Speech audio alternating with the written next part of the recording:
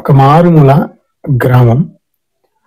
ఆ గ్రామానికి ఇళ్ళకి కొంచెం దూరంలో ఒక నది ప్రవహిస్తుంది, చిన్న నది. అయితే అంతకుముందు 2-3 రోజుల నుంచి వర్షం ఉధృతంగా కురుస్తా ఉంది. ఆ వర్షాలకి ఆ నది ఇంకా ప్రవాహంతో ప్రవహిస్తుంది, ఉధృతంగా పొంగి పొర్లుతూ ప్రవహిస్తుంది. అయితే గ్రామంలో కొంతమంది టీనేజర్స్, యవనస్తులు చేపలు పట్టడానికి గాలాలు తీసుకొని పోయి గాలాలు వేసుకుంటూ ఒడ్డున కూర్చొని ఉన్నారంట. ఆ నదికి నదేమో చాలా ఉధృతంగా ప్రవహిస్తుంది. అయితే ఆ నదికి కొంచెం దూరంలో ఒక పొలాలకు పోయే త్రోవ ఉందంట. ఆ ఊరికి సంబంధించిన ఒక పెద్ద మనిషి తన ఎడ్ల బండి కట్టుకొని ఆ త్రోవలో తన పొలానికి వెళ్తున్నాడంట. పోతూ ఈ చేపలు పెట్టే వ్యక్తులను దూరం నుంచి చూసినాడు. ఈ త్రోవలో ఆ నదికి పక్కన కొంచెం దూరంలో ఈ త్రోవ ఉంది కాబట్టి ఈ త్రోవలో నుంచి ఆయన ఎడ్ల బండి మీద పోతూ అక్కడ చేపలు పెట్టే యువకులను చూసి ఆయన ఏం చేసినాడంటే గట్టిగా కేకేసినట్ట. పిల్లలు, ఆ నది ప్రవాహానికి నిన్న మొన్న ఆ దరులన్నీ కింద మొత్తం మట్టి కొట్టుకపోయింది, అది అందులోకి ఉర్లి పడుతుంది, మీరు చనిపోతారు అని ఆయన కేకలేసినట్ట. కేకలేసి ఏం చేసినంటే ఆయన తెలివిగా ఆయన జ్ఞానంతో ఎడ్లకున్న కొమ్ములకు ఉన్నటువంటి పగ్గాలు ఆ తాళ్ళు ఇప్పి ఒక చెట్టు కట్టేసి ఆ 2 తాళ్ళని అక్కడ చేపలు పట్టే పిల్లలకి ఇసిరేసిండంట. పట్టుకొని పైకి ఎక్కిరండి. ఆయన ఎంత కేకేసిన వాళ్ళు నవ్వుకుంటా పట్టుకోకుండా అట్లనే ఉన్నారంట. కొద్ది సమయంలోనే ఆ కింద మట్టి అంతా కొట్టుకొని పోయింది కదా. ఈ పెద్ద మనిషికి 2-3 రోజుల కిందనే వర్షానికి అట్లా కొట్టుకుపోయిందని చెప్తా ఉన్నాడు వాళ్ళకి. అయినా వాళ్ళు వినకుండా అట్నే చేపలు పడతా ఉన్నారు. ఈ పెద్ద ఆయన ఇచ్చిన ఆ తాళ్లను సహాయాన్ని కూడా వాళ్ళు పట్టుకోలేదు. పట్టుకోకుండా వాళ్ళు నవ్వుకుంటూ ఈయనేదో చెప్తున్నారులే అని పట్టించుకోకుండా అట్లనే ఉంటే కొద్ది నిమిషాల్లోనే ఆ ఒడ్డు ఉంటుంది కదా, ఆ ఒడ్డంట నీళ్ళలోకి కృంగి నీళ్ళలో పడిపోయి కళ్ళ ముందరనే ఆ చేపలు పట్టే యువకులు కొట్టుకొని పోయినారంట. ఇప్పుడు నేనేం చెప్తున్నానంటే, ఈ వ్యక్తి ఏం చెప్పినాడంటే, దరి గూలుతుంది, మీరు కొట్టుకొని పోయి చనిపోతారు కాబట్టి తాడు పట్టుకోమని ఈ వ్యక్తి ఇచ్చినాడు, తాడు గట్టి. ఇప్పుడు ఊరోళ్ళంతా వచ్చి ఈ వ్యక్తిని నీవే మా పిల్లల్ని చంపేసినావు అని అంటున్నారు. ఈ గ్రామ పెద్దని ఆ ఊరోళ్ళందరూ వచ్చి నువ్వే మా పిల్లల్ని చంపేసినావు అంటున్నారు. ఇది ఎంతవరకు న్యాయం మీరు చెప్పండి? ప్రియమైనటువంటి సహోదరుడా, సహోదరి, నేను బైబిల్ చెప్తా ఉన్నా. ఇది ఒక కథే కావచ్చు, కానీ నేను బైబిల్ చెప్తా ఉన్నా. ఇప్పుడు ఆ ఊరి గ్రామస్తులందరూ వచ్చి ఆ పెద్ద మనిషిని నువ్వే చంపిండు అంటే అది తప్పు కదా. ఆయన ఏం చేసినాడు?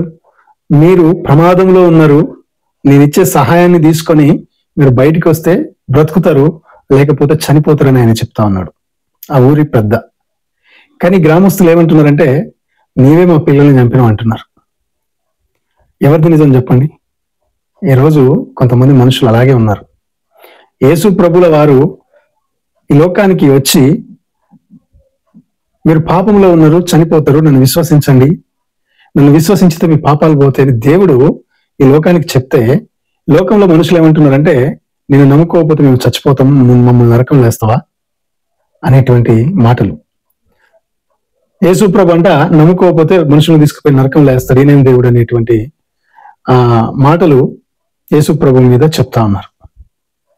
ఇప్పుడు మీరు చూడండి, నేను చెప్పిన చిన్న స్టోరీలో ఆ పెద్ద మనిషి ఏం చెప్తున్నాడంటే, అయ్యా మీరు ప్రమాదకరమైనటువంటి స్థితిలో ఉన్నారు నా పిల్లలారా, నేను ఇచ్చే సహాయాన్ని తీసుకొని నేను ఇచ్చే తాళ్ళని తీసుకొని మీరు పైకి వచ్చేయండి, మీరు బ్రతుకుతారు అని ఆయన చెప్పిన, లేకపోతే చచ్చిపోతారు అని ఆయన చెప్పినాడు. దేవుడు కూడా అదే చెప్తున్నాడు, మీరు పాపంలో ఉన్నారు, నేను ఇచ్చిన రక్షణ, నేను మీ కొరకు శిలువలో చనిపోతున్నా, మీ పాపాలు నా మీద మోపి మీరు నన్ను విశ్వసించి నా కుమారుడు, నా కుమార్తె, నా కొరకు యేసు ప్రభు చనిపోయిందని చెప్పి విశ్వసిస్తే మీ పాపాలు క్షమించబడతాయి, మీరు నరకంలో నుండి తప్పించుకుంటారు, మీరు చనిపోక నిత్య జీవాన్ని పొందుకుంటారు. చనిపోవడం అంటే ఈ లోకంలో చనిపోవడం కాదు, నరకంలో పడకుండా నిత్య జీవాన్ని పొందుకుంటారని యేసు ప్రభుల వారు చెప్తే, ఈ లోకంలో కొంతమంది మనుషులు ఏమంటారంటే, యేసు ప్రభువు నమ్ముకోకపోతే నరకం లేస్తారంట. ఎక్కడన్నా యేసు ప్రభువును నమ్ముకోకపోతే నరకం లేస్తారని బైబిల్ ఎక్కడ రాయలేదు. యేసు ప్రభుల వారు ఏమన్నారంటే, మీరు పాపంలో ఉన్నారు కాబట్టి నా యందు విశ్వాసం ఉంచితే నేను మీ పాపముల కొరకు చనిపోయాను కాబట్టి మీ పాపములు తీసివేయబడతాయి, మీరు నిత్య జీవం పొందుకుంటారని దేవుడు చెప్తున్నాడు. కానీ మనుషులు ఏమంటారంటే యేసు ప్రభుని నమ్ముకోకపోతే నరకం లేస్తారంట.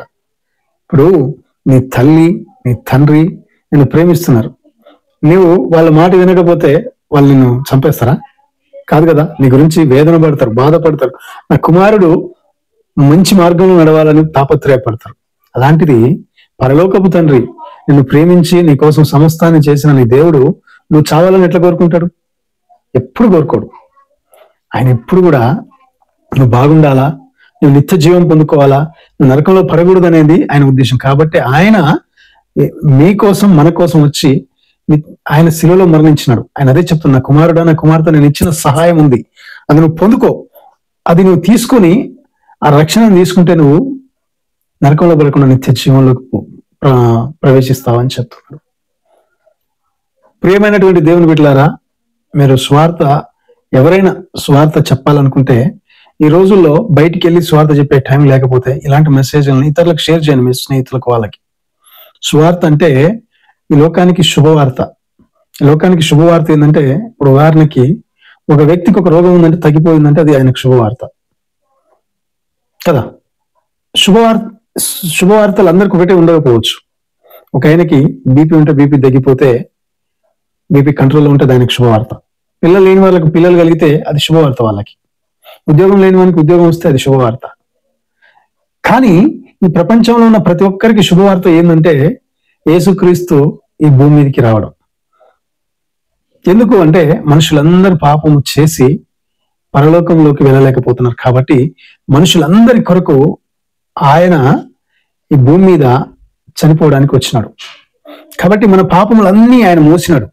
ఆయన అంటున్నాడు, నా కుమారుడా నా కుమార్తె నేను మిమ్మల్ని ప్రేమిస్తున్నా, మీ పాపముల కొరకు చనిపోతున్నా, నా విశ్వాసం ఉంచితే మీ పాపములు నా శిలువలో మోయబడ్డాయి. కాబట్టి మీరు మీ పాపములు తీసివేయబడి మీరు నీతిమంతులుగా తీర్చబడతారని చెప్తున్నాడు. కాబట్టి ఇదే శుభవార్త ప్రపంచానికి.